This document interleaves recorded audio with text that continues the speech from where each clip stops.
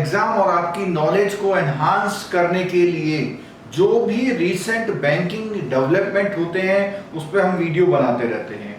अभी एक recent development हुआ है और वो डेवलपमेंट हुआ है आपका जो गाइडलाइंस है वो आई है credit guarantee scheme for subordinate debt. ये स्कीम आई है और ये स्कीम लॉन्च करी है मिनिस्ट्री ऑफ एमएसएमई ने।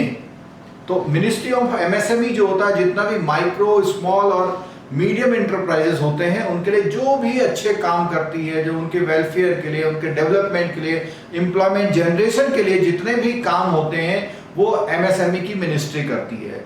तो उन्होंने एक गारंटी स्कीम लाए हैं। इस गारंटी स्कीम में क्या क्या है उसको देखते हैं। इस न्यूज को या इस करंट अफेयर्स को या इस बैंकिंग अपडेट को आप जरूर पढ़ लीजिएगा और ये मेरी गारंटी है आने वाले लगभग 1 साल तक के जितने भी एग्जाम्स होंगे इसमें एटलीस्ट एक क्वेश्चन इसमें से जरूर आएगा और ये एग्जाम पॉइंट ऑफ व्यू से भी बहुत इंपॉर्टेंट है। और क्योंकि अब ये स्कीम लॉन्च हो गई है और बैंकों को इसमें काम भी करना है तो आप जो लोग एडवांसेस में बैठते हैं वो लोग इस स्कीम से उनका पाला खूब पड़ेगा और बहुत सारी क्वेरीज हो सकती हैं वो यहाँ पे रिजॉल्व हो सकती है।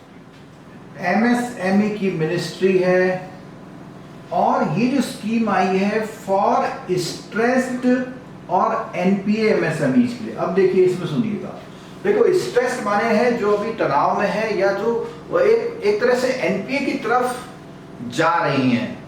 अगर उस पर ध्यान नहीं दिया गया तो वो निश्चित रूप से आने वाले समय में एनपीए में कन्वर्ट हो जाएगी। या वो जो ऑलरेडी एनपीए अकाउंट्स हो चुके हैं तो उनको गारंटी करने के लिए ये गाइडलाइंस आई हैं और ये गाइडलाइंस इफेक्टिव हो गई हैं 24 जून 2020 से। इससे फायदा क्या होगा?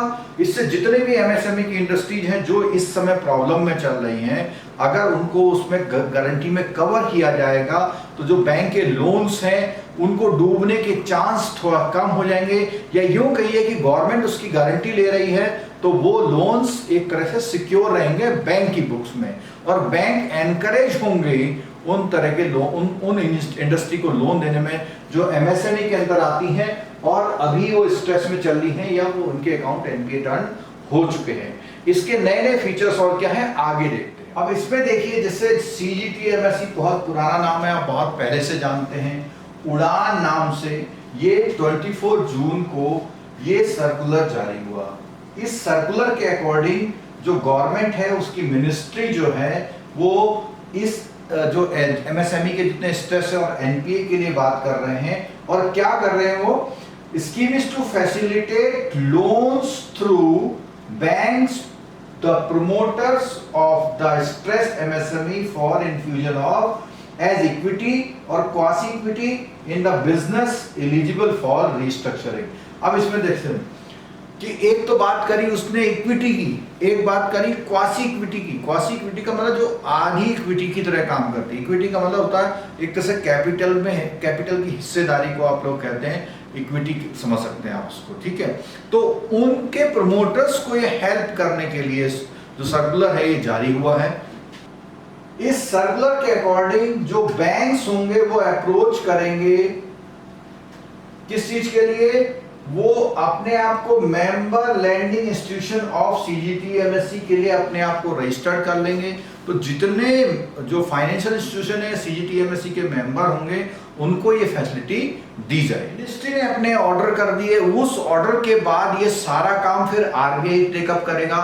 तो आरबीआई ने 1 जुलाई को सर्कुलर निकाल दिया और इसमें अब बार बार कह रहे हैं कि डिस्ट्रेस्ड एसेट्स फंड बनेगा काय के लिए? Subordinate debt for stressed MSME, इनके लिए वो फंड बनेगा। और इसमें एक बात बोली है कि above scheme are backed by the guarantee from CG. तो जो सीजीटीएमएसई जो पुराना हम नाम सुनते रहते हैं उनसे वो बैक होगा as a special dispensation. It has been decided to permit the bank to reckon the funds infused by the promoters in their MSME unit through loans avail under the caption scheme. अब देखिए सुनिए कि जो promoter हैं वो promoter इस scheme में loan लेंगे एज ए कैपिटल और वो कैपिटल कहां लगाएंगे? फिर अगेन उस यूनिट में लगाएंगे, जिससे क्या है जो वहां पे वर्कर काम कर रहे हैं उनका एम्प्लॉयमेंट छूटे नहीं, प्रोडक्शन जारी रहे, इकोनॉमी की कंडीशन अच्छी बनी रहे और सारी चीजें स्ट्रीमलाइन हो जाएं। तो ये जो लोन मिल रहा है वो कैपिटल इन्फ्यूजन के लिए मिल रहा है। उस कैपिटल को वो इंडस्ट्री किस तरह यूज करती है उसका आउटलुक है, और कैपिटल के फॉर्म में जो पैसा कैसे कैसे यूज कर सके उसके जो अकाउंटिंग के स्टैंडर्ड हैं वो उसी तरह काम करेंगे। ये इस स्कीम का जो है पूरा इंट्रोडक्शन दिया हुआ है। इंट्रोडक्शन में वही बात है जो हमने बताई, उसमें केवल आप अगर ध्यान रखेंगे तो ये ध्यान रखेंगे कि ये जो है under credit guarantee fund trust for MSME जो पहले से बना हुआ है उसके अंतर्गत चलेगा ये सारा कुछ। और इसमें वही बात बार बार है कि जो बोरोवर्स हैं एमएसएमई वाले उन्हीं को ये बेनिफिट करेगा। और इस स्कीम का जो नेम है वो नेम है आपका credit guarantee scheme for subordinated debt. ठीक है, इस स्कीम का नाम क्या देखते हैं। देखिए, scheme is named as distressed asset fund या subordinate debt for stressed MSME and the credit product for which guarantee would be provided under the scheme shall be named as credit guarantee scheme for subordinate debt। और उसके बाद इसको CGSSD credit guarantee scheme for subordinate debt के नाम से हम लोग जानेंगे। इस स्कीम का पर्पज क्या होगा, ये बहुत इंपॉर्टेंट एस्पेक्ट है। इस स्कीम का पर्पज क्यों ये स्कीम लाएगा, देखो इसमें क्या है, जो भी हम गारंटी प्रोवाइड करेंगे वो क्या है 90% guarantee coverage would come from scheme trust and remaining 10% from the concern promoter. अब देखिए क्या क्या बात कर रहे हैं कि 10% तो प्रमोटर लगाएगा उसमें और 90% स्कीम से आ जाएगा। अगर किसी को 50 करोड़ का लगाना है तो 50 करोड़ में से 90% स्कीम से आएगा और 10% कौन लगाएगा, प्रमोटर लगाएगा। और इससे होगा क्या, the objective of the scheme is to provide personal loan through banks to the promoter of stressed MSME. और वो काहे के लिए, इन्फ्यूजन एज इक्विटी। ये जो पर्सनल लोन मिलेगा वो काहे के लिए मिलेगा, उसको 10% के लिए जो पर्सनल लोन मिलेगा वो मिल रहा है उसको इन्फ्यूज करने के लिए, उसके मार्जिन को मीट आउट करने के लिए।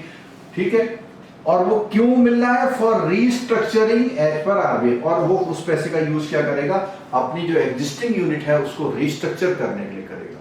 डेट ऑफ कमेंसमेंट, ये बार बार हमारी बात हो चुकी है, 24 जून से ये स्कीम जो है हमारी ये लॉन्च हो चुकी है।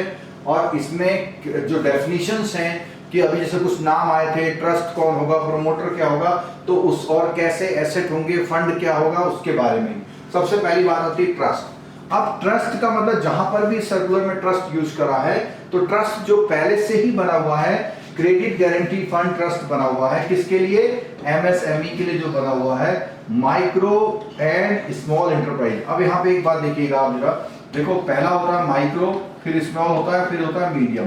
तो मीडियम को नहीं लिया गया हुआ है, इसीलिए इसका नाम जो है एमएसई होता है, एमएसएमई नहीं है, एमएसई। लेकिन एमएसएमई मिनिस्ट्री इसको वो सारा कंट्रोल कर रही है, क्योंकि वो ये जो माइक्रो और स्मॉल है वो भी तो एमएसएमई में मिनिस्ट्री में आते हैं, इसलिए। ठीक है, और ये जो पहले से सेटअप किया हुआ था फंड वो कैसे है, गवर्नमेंट ऑफ इंडिया, कई बार क्वेश्चन आया हुआ है, गवर्नमेंट ऑफ इंडिया और सिडबी, गवर्नमेंट ऑफ इंडिया और सिडबी मिला के इस जो ट्रस्ट को चलाते हैं, उसमें पूरा वो होता है। और ये जो मेंबर लैंडिंग इंस्टीट्यूशंस हैं उनको ये फैसिलिटी प्रोवाइड करता है। ठीक है, अगली बात आती है डिस्ट्रेस्ड एसेट फंड क्या है। इसका मतलब है कि जो 4000 करोड़ का गवर्नमेंट ने एक फंड क्रिएट किया हुआ है इन डिस्ट्रेस, और जो जितने भी प्रॉब्लम है एमएसएमई में चल रहे हैं उनको बेनिफिट करने के लिए। और ये 4000 करोड़, ये जो 20 लाख करोड़ का पैकेज अनाउंस करा था, ये सारी फिगर्स सब ऐड हो जाएंगी उसमें, 4000 करोड़ भी वहां जाके ऐड हो जाएगा, जिससे वो 20 लाख करोड़ का पैकेज पूरा बनेगा। अगली बात आती है अमाउंट इन डिफॉल्ट, मतलब कौन से अमाउंट को डिफॉल्ट की कैटेगरी में माना गया है, क्योंकि डेफिनेशन में हमारा हर वर्ड को हम बात करेंगे तो अमाउंट इन डिफॉल्ट की बात करती है कि ऐसा कोई भी प्रिंसिपल और इंटरेस्ट जो आउटस्टैंडिंग में है इस समय, और वो सब डेट फैसिलिटी में है। सब डेट फैसिलिटी का मतलब एक तरह से क्या करा कि on the date of account becoming NPA, कब से ऐसा कोई भी अमाउंट जो या तो वो एनपीए हो गया हो या क्लेम लॉज हो गया हो। अब क्लेम लॉज की बात आती है, जब क्लेम लॉज में क्या होता है, कई बार कोई अकाउंट एनपीए नहीं होता है, कुछ और प्रॉब्लम आ जाती है, तो भी हम क्या करते हैं, सीजीटी एमएससी में क्लेम लॉज करते हैं। उस डेट में कोई भी ऐसा प्रिंसिपल और इंटरेस्ट जो या तो एनपीए हो गया हो या क्लेम लॉज हो गया, तो उस अमाउंट को हम लोग अमाउंट इन डिफॉल्ट मानेंगे। और क्या है, cover subject to a maximum of amount guarantee. आपको पता होगा जो सीजीटी की जो स्कीम है एमएससी वाली, सीजीटी एमएससी वाली जो स्कीम है, उसमें कवरेज के परसेंटेज हैं और वो अमाउंट वाइज है, और नॉर्थ ईस्ट है, हिली एरिया, उसके लिए भी अलग अलग है। तो वो चीज एक देखते हुए करी जाएगी।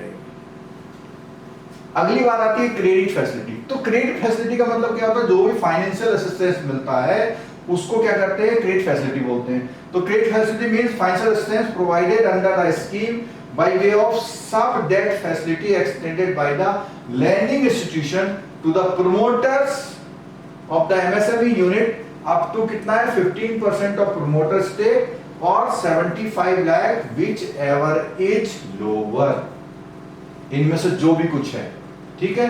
ये 75 लाख तक या उससे कम, या एमएसएमई यूनिट में 15% तक का जो प्रोमोटर होगा वो कवर होगा। The personal loan shall not exceed the original debt of the beneficiary, यानी पता लगा उसने पहले 2 करोड़ का लिया था, अब आपने 3 करोड़ का पर्सनल लोन दे दिया, ऐसा नहीं हो सकता, ठीक है। Further the equity shall be calculated on the basis of last available audited balance sheet. तो अब इक्विटी की जो कैलकुलेशन होगी वो कैसे होगी कि जो उसके लास्ट ईयर की बैलेंस शीट है उसमें जो इक्विटी दे रखी है उसके अकॉर्डिंग उसकी इक्विटी मानी जाएगी प्रोमोटर की। अब बात आती है कौन बोरोवर, कौन एलिजिबल होंगे इस स्कीम का बेनिफिट उठाने के लिए। तो इसमें देखिए सबसे पहले लिखा हुआ है SMA2। तो आपको यहां पे एक बार रिमाइंड कराते हैं, SMA0,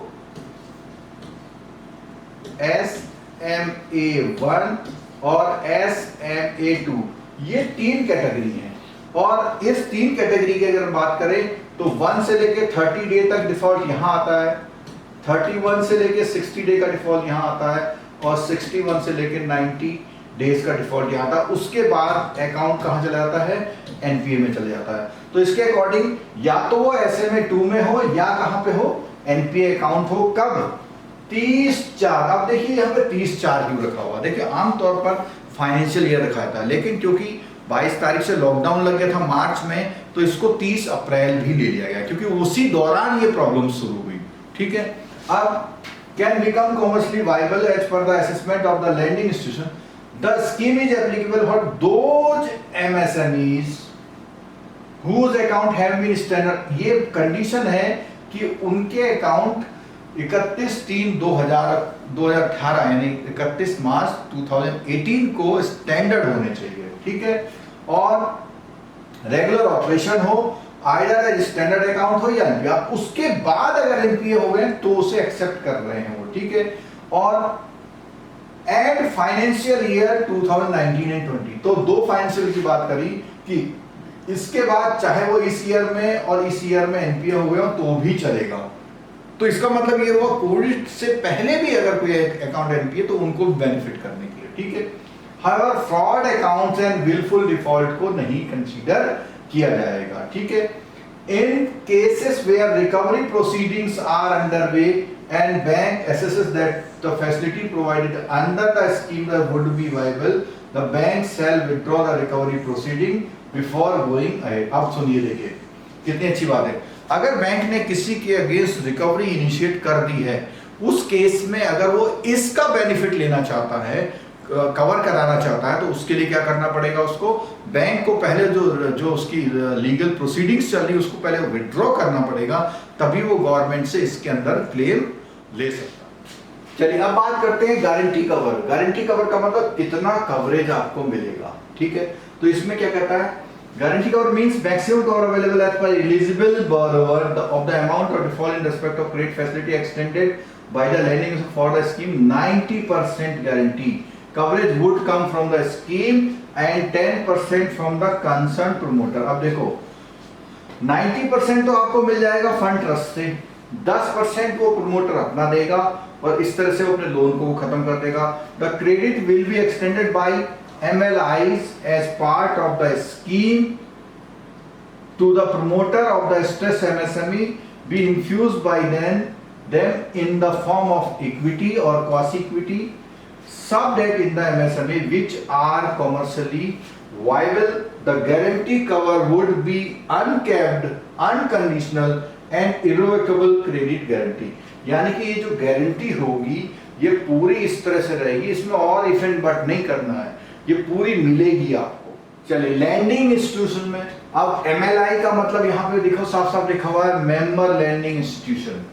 मेंबर लैंडिंग है जिन्होंने उस फंड ट्रस्ट में अपने आप की हिस्सेदारी ले रखी है, मेंबर अपने आप को रजिस्ट्रेशन करा रखा है एज ए मेंबर. ठीक है. और वो सारे शेड्यूल्ड जो कमर्शियल बैंक हैं वो सारे होंगे जो कि सेकंड शेड्यूल में RBI की लिस्ट में सेकंड शेड्यूल में आते हैं, वो सारे होंगे. और एनी अदर इंस्टीट्यूशन, अब देखो क्योंकि ये जो शेड्यूल कमर्शियल बैंक तो हो ही गए, कोई और इंस्टीट्यूशन भी अगर गवर्नमेंट चाहे जिसको डिनोट करना चाहे वो भी इसमें कवर्ड अप हो जाएंगे. एनपीए के बारे में हमें कुछ नहीं कहना है. एनपीए आपको पता है एनपीए क्या होता है. जो भी अकाउंट एनपीए में टर्न हो गया तो वो एनपीए है. एज पर क्या होगा, जो भी आरबीआई की गाइडलाइन है उसके अकॉर्डिंग. ठीक है.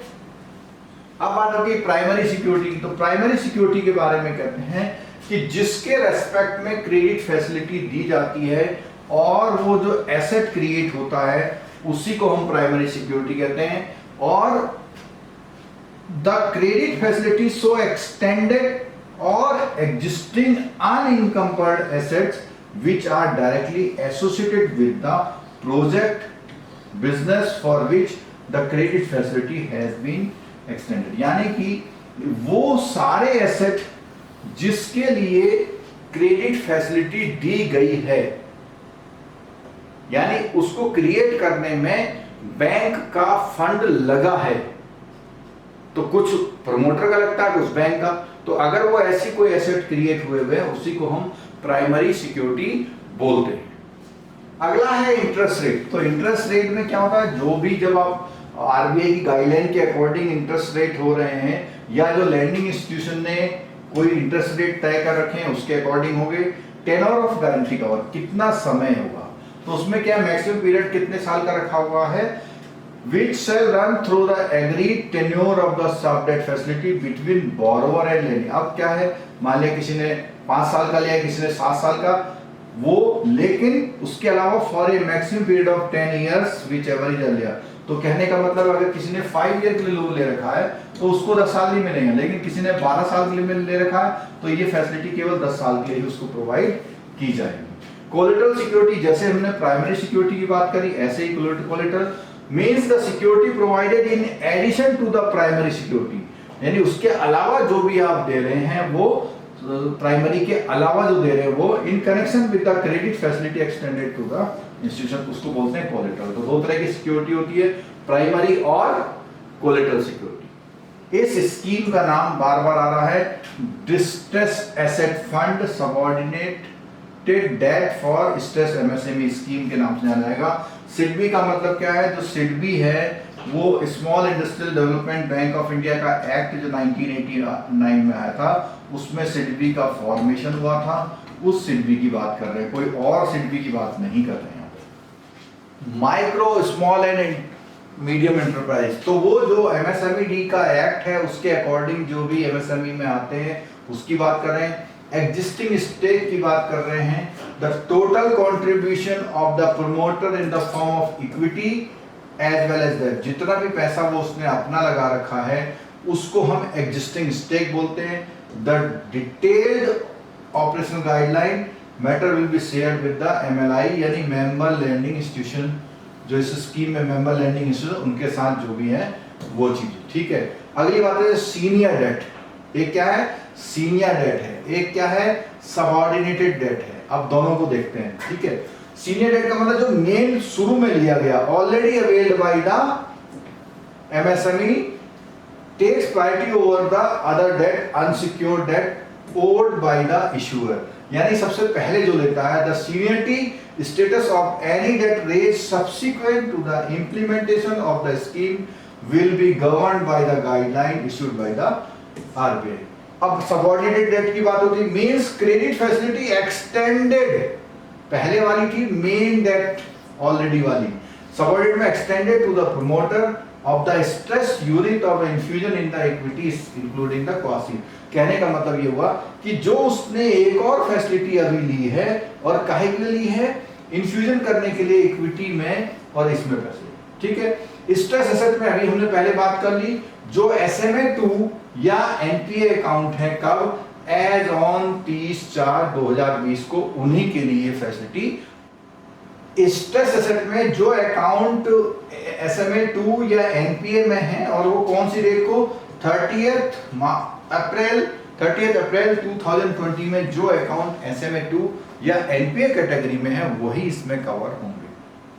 कौन कौन से मेंबर लेंडिंग इंस्टीट्यूशन होंगे, जो भी जो है शेड्यूल्ड कॉमर्शियल बैंक है वो इसमें क्या होंगे, मेंबर लेंडिंग इंस्टीट्यूशन की तरह काम करेंगे। ड्यूरेशन की जहां बात आई तो पहले ही हमने बता दिया कि 10 साल के लिए एलिजिबल होगी, और कब से है, जिस दिन अवेलमेंट करेंगे, और 31 मार्च 2021 विच एवर इज अर्लियर, यानी कि 31 मार्च 2021 तक जो लोग अवेल करेंगे वो सारे लोग प्लस 10 ईयर, उसके बाद ये स्कीम शायद ना रहे, अगर गवर्नमेंट चाहे तो नोटिफिकेशन से उसको एक्सटेंड भी कर सकती है। कौन कौन से बोरोवर इस स्कीम के अंदर आते हैं, अभी हमने पहले भी बात कर रही कि उनका अकाउंट 31/3/18 को क्या होना चाहिए, स्टैंडर्ड एसेट के रूप में होना चाहिए, और रेगुलर ऑपरेशन में होना चाहिए उनका अकाउंट। अब क्या है यहाँ पे कि और एज NPA, या तो वो एक तो स्टैंडर्ड वाली बात करी, या उसका 18-19 या 19-20 में से कभी भी उसको क्या है NPA डिक्लेयर किया हो, वो भी इसमें आएंगे। उसमें फ्रॉड वाले और बिल्कुल डिफॉल्टर वाले नहीं आएंगे। और पर्सनल लोन जो होगा, जो प्रोमोटर को प्रोवाइड होगा, वो इसके लिए जो है पर्सनल लोन प्रोवाइड किया जाएगा।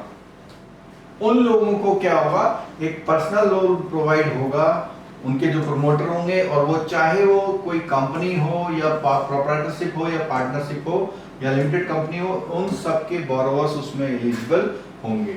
और ये स्कीम उन्हीं के लिए अवेलेबल है जिनका 30/4/2020 में अकाउंट SMA-2 या NPA होगा। ये बार बार ये बात आ रही है। ये बहुत इंपॉर्टेंट पॉइंट्स हैं इसके। लोन अमाउंट एलिजिबल, कितना लोन मिलेगा इस गारंटी कवरेज के लिए, तो इसमें बोलते हैं कि जो एलिजिबल बोरोवर होंगे, जैसे भी हमने पहले पढ़ लिया, उनको क्या है, will be given credit equal to 15% of his or her stake or 75 lakh whichever is lower, यानी 75 लाख रुपए मिल सकता है, या जो भी उनका स्टेक है, मान लिया पहले से उनका 80 लाख का स्टेक है, तो 80 लाख का 15%, यानी करीब 10 लाख के आसपास ये मिल सकता है, ठीक है, 10.4 लाख। तो या तो 75 लाख ये मैक्सिमम है, और या फिर उनका जो भी उन्होंने अपना स्टेक लगा था उसका 15% उनको मिल सकता है, ठीक है। अगली बात क्या करता है इसमें कि इसमें होता है financial strength provided as a part of scheme is be operated as a separate loan account and the promoter need to infuse the sub debt loan as promoters contribution in the form of equity, ये उसे करना पड़ेगा, ठीक है। Any guarantee approved under this scheme shall be over and above the existing loan. अब वो क्या कहता है, जो उसका पहले से जो लोन है उस लोन के ऊपर ये होगी, over and above the eligible. अब देखो ये बहुत इंपॉर्टेंट बात है।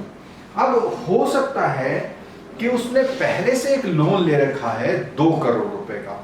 अब 2 करोड़ रुपए का तो लोन उसने पहले से ले रखा, और CGTMSE की जो कवरेज है वो मैक्सिमम कितनी है, 2 लाख है। तो जो एडिशनल उसको लोन मिलेगा, उस एडिशनल लोन को इस 2 लाख से ऊपर भी लिया जा सकता है। अगर किसी बोरोवर ने एक से ज्यादा जगह लोन ले रखा है तो तो उसको पहले क्या करना पड़ेगा, डिक्लेरेशन देना पड़ेगा कि वो ये फैसिलिटी कहीं और से नहीं ले रहा। पर लगा 3-4 जगह से फैसिलिटी ले लेंगे तो ठीक है। तो इसमें क्या है, अगर मोर देन वन लेंडर से उसने स्कीम ले रखी है तो क्या करना चाहिए कि उसे इट हैज नॉट अवेल्ड वाला एक डिक्लेरेशन देना पड़ेगा। और जो MLI है, मेंबर लैंडिंग इंस्टीट्यूशन है, वो क्या करेंगे, अपनी तरफ से ओन ड्यू डिलीजेंस रखेंगे कि कहीं कोई गड़बड़ तो नहीं हो रही है, उसकी वायबिलिटी, नीड और रिक्वायरमेंट को देखते हुए, और वो सब डेट फैसिलिटी जो है इसी के लिए ले रहा है, इस चीज का चेक वो खुद करेंगे। Post restructuring NPA classification of these account shall be as per extent IRAC norms. अब क्या बोला कि जब रिस्ट्रक्चरिंग कर देंगे उसके अकॉर्डिंग उसके बाद देखेंगे कि इसका अकाउंट NPA है या नहीं है, वो जैसे IRAC नॉर्म्स है उसी तरह होगा, ठीक है। MLI should ensure that the sub debt or credit released to the promoter is brought back as equity।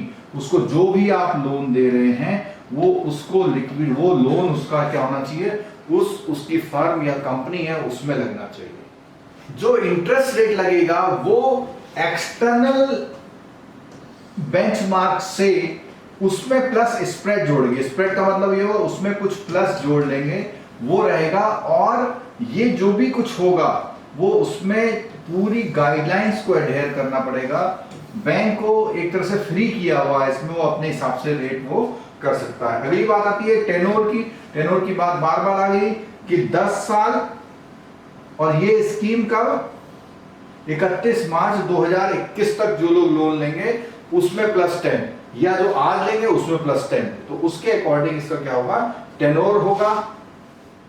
इस रिपेमेंट का जो 10 साल का है, there will be moratorium of 7 years maximum on the payment of principal till 7th year, only interest will be. अब देखो कितनी अच्छी स्कीम है, 7 साल तक उसको केवल इंटरेस्ट देना पड़ेगा, और उसके बाद उसको 10 सालों के अंदर क्या करना पड़ेगा, वो पेमेंट करना पड़ेगा। व्हाइल द इंटरेस्ट और सब that under the scheme would be required to be, अब देखो वो क्या है, हर महीने उसको इंटरेस्ट देना पड़ेगा, ठीक है। The principal shall be repaid within maximum 3 year, वो हमने जो बताया अभी। देखो जो 10 ईयर का है उसका 10 ईयर का इस तरह से है, 10 ईयर में मैक्सिमम वो 7 ईयर मोरेटोरियम के ले सकता है, और ये जो 3 ईयर है उसमें रिपेमेंट।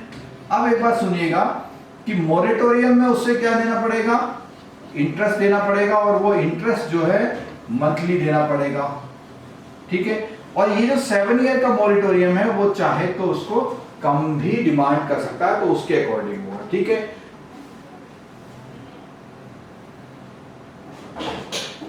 अब मान लिया कोई व्यक्ति है जो प्री पेमेंट करना चाहता है, तो उसमें कोई भी एडिशनल चार्जेस नहीं देगा, जो जब भी देना चाहे भाई ऐसे लोन के अगेंस्ट में अगर वो देना चाह रहा है तो तुरंत आप ले सकते हैं। बैंक इसमें सिक्योरिटी क्या लेंगे, तो बैंक जो है एग्जिस्टिंग जो उन्होंने सिक्योरिटी ले रखी है उसी में क्या करेंगे, एक सेकंड चार्ज क्रिएट कर देंगे, एडिशनल चार्ज, और वो पूरे टेन्योर के लिए लागू रहेगा, ठीक है। गारंटी फी की बात आ रही है। अब इसमें देखो गारंटी फी की बात आती है, जैसे इंश्योरेंस के प्रीमियम देते हैं तो इसमें कितना है, 1.5% per annum on the guaranteed amount of the outstanding basis. जितनी उसकी आउटस्टैंडिंग मान ली कम होती जाएगी तो वो फीस अगले साल के लिए कम लगती जाएगी।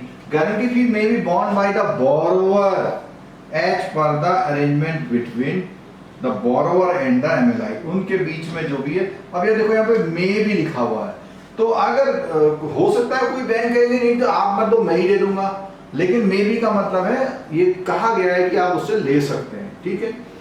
The amount equivalent to the guarantee fee payable by the eligible lending institution may be recovered by it at it discretion from the eligible borrower. तो वो डिस्क्रिशन भी दे दिया है कि भैया आप चाहो तो आप रिकवरी बोरोवर से कर लीजिए। जो गारंटी सर्विस है उसकी फी जो होगी वो ट्रस्ट को नॉन रिफंडेबल फॉर्म में दी जाएगी, ठीक है।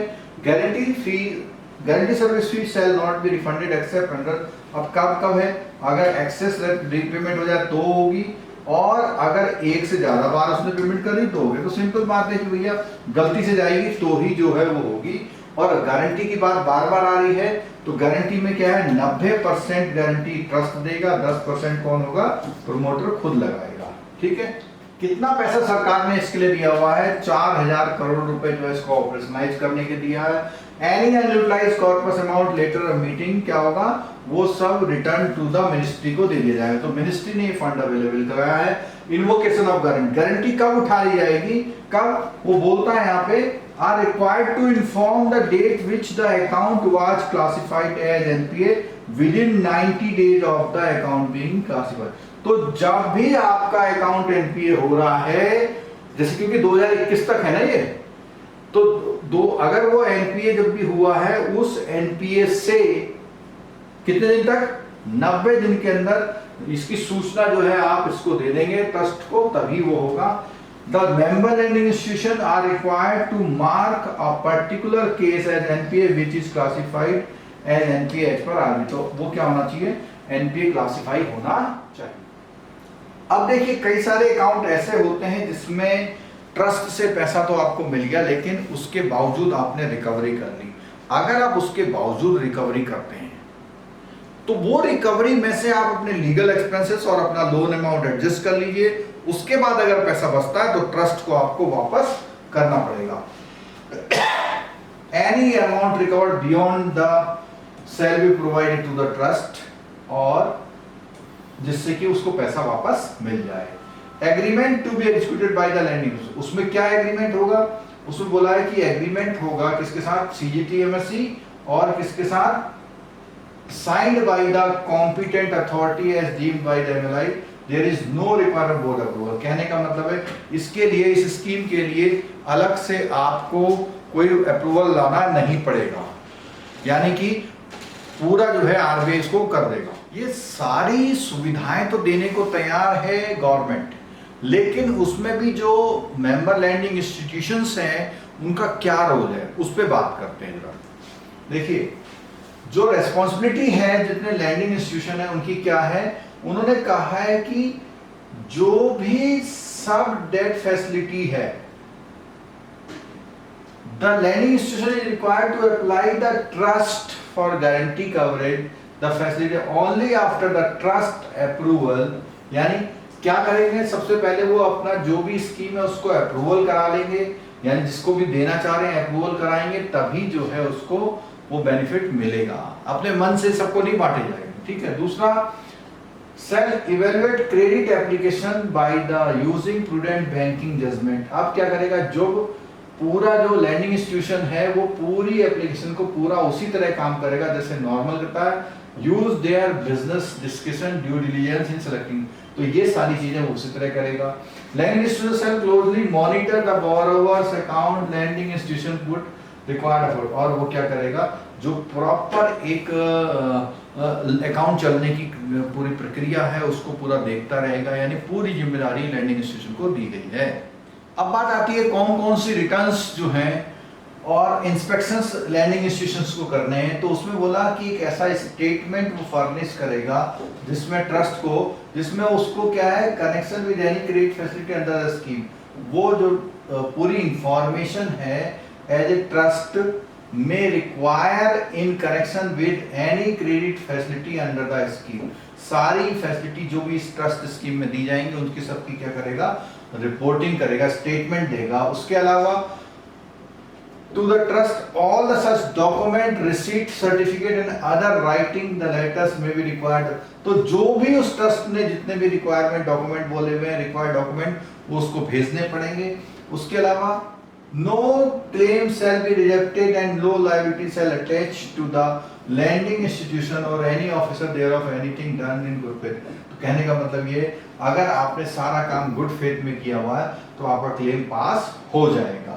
The trust shall in so far as it may be necessary for the processes of the scheme have the right to inspect or call the copies। कहने का मतलब है ट्रस्ट को भी ये पूरा राइट दिया गया है, वो जब भी चाहे आपकी सारी फाइल्स वगैरह को वो देख सकता है, अपनी वो देखने के लिए कि कहीं आपने रिपोर्टिंग रॉन्ग तो नहीं करी हुई है, ठीक है। ये जो इंस्पेक्शंस हैं वो या तो देखो ट्रस्ट के कोई ऑफिसर या कोई जो सिडबी है, सिडबी के भी कोई ऑफिसर वहां पे जाके वो ऐसा इंस्पेक्शंस कर सकते हैं। Every officer or other employee of the lending institution of the borrower who is in position to do so shall make available the officers of the, कहने का मतलब है जब वो वहां जाएंगे तो वो जो पर्सन है जिन्होंने लोन लिया है, जो मेंबर लैंडिंग इंस्टीट्यूशन है, उनको प्रॉपर टाइम प्रोवाइड करेंगे जिससे वो अपनी पूरी इंस्पेक्शन को कर पाए। अगर इस स्कीम में कोई मॉडिफिकेशन होता है तो वो ट्रस्ट को उस बात का राइट रिजर्व है, वो कभी भी इस स्कीम में क्या कर सकता है, मॉडिफाई कर सकता है, कैंसिल कर सकता है, रिप्लेस कर सकता है इस स्कीम को।